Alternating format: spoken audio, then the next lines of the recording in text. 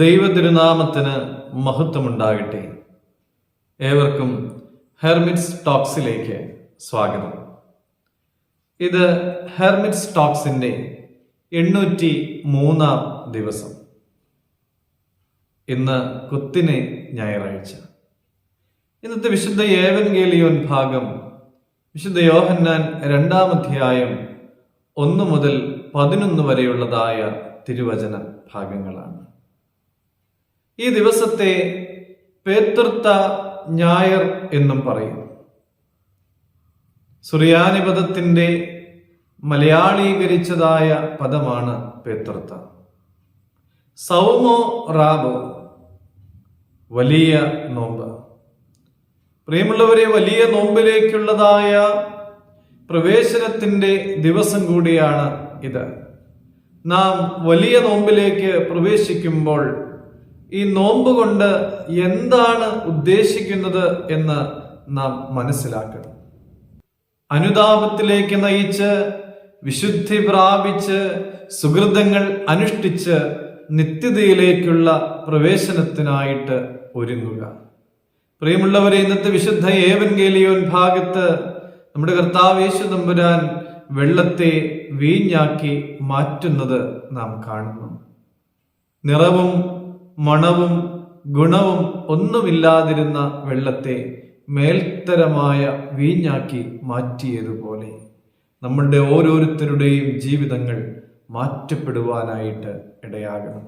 നമ്മൾ ഓരോരുത്തരും വിശേഷതയുള്ളവരായി മാറുവാനായിട്ട് ഇടയാകണം. AK മോഹനൻ എന്ന കവി എഴുതിയ ഒരു കവിതയുണ്ട്, ചെരുപ്പ്. വളരെ ചിന്തോദ്ദീപകമായ ഒരു കവിതയാണ്. ചെരുപ്പിന്റെ ചോദ്യം കവി കവിതയിലൂടെ നമ്മോട് ചോദിക്കുകയാണ്. ചിലയിടങ്ങളിൽ ചില നേരങ്ങളിൽ ഞാൻ മാത്രം പുറത്താകുന്നു, അകത്ത് കയറുവാൻ മാത്രം എന്ത് വിശുദ്ധിയാണ് നിങ്ങളിലുള്ളതെന്ന് പുറത്തു വരുമ്പോഴെന്ന് പറഞ്ഞു തരുമോ? ഇതൊരു ആത്മപരിശോധനയാണ്. ഈ വലിയ നോമ്പിലേക്ക് ഞാനും നിങ്ങളും പ്രവേശിക്കുമ്പോൾ നമ്മുടെയൊക്കെ ഉള്ളിൻ്റെ ഉള്ളിൽ ഉണ്ടാകേണ്ടതായ ഒരു വിചാരം, ചിലയിടങ്ങളിൽ അകത്ത് കയറുവാനുള്ള യോഗ്യതയുണ്ടായിട്ടാണോ ഞാനും നിങ്ങളുമൊക്കെ അകത്ത് കയറുന്നത് എന്ന് സ്വയമായിട്ടൊന്ന് പരിശോധിക്കണം. യെശയ്യാ പ്രവാചകൻ ആത്മവിചാരത്തിന്റെ ഒരു ചോദ്യം സ്വയമായി ചോദിക്കുന്നത് യെശയ്യാ പ്രവചനം 6-ാം അധ്യായം 5-ാമത്തെ തിരുവചനത്തിൽ നമ്മൾ കാണുന്നുണ്ട്. ഞാനോ ശുദ്ധിയില്ലാത്ത അധരങ്ങൾ ഉള്ള ഒരു മനുഷ്യൻ എന്ന്. പ്രിയമുള്ളവരെ, നമ്മിലേക്ക് തന്നെ നോക്കുവാനായിട്ട് ഈ വലിയ നോമ്പ് കാലഘട്ടം ഇടയാകണം. നമ്മുടെ ജീവിതം പരിശോധിക്കണം. നമ്മുടെ ജീവിതത്തിലെ കുറവുകൾ എന്താണ്, അശുദ്ധി എന്താണ് എന്ന് കണ്ടെത്തണം. നമ്മളെക്കുറിച്ചുള്ള ദൈവത്തിന്റെ ഉദ്ദേശം എന്താണ് എന്ന് തിരിച്ചറിയുവാനായിട്ട് നമുക്ക് സാധിക്കണം.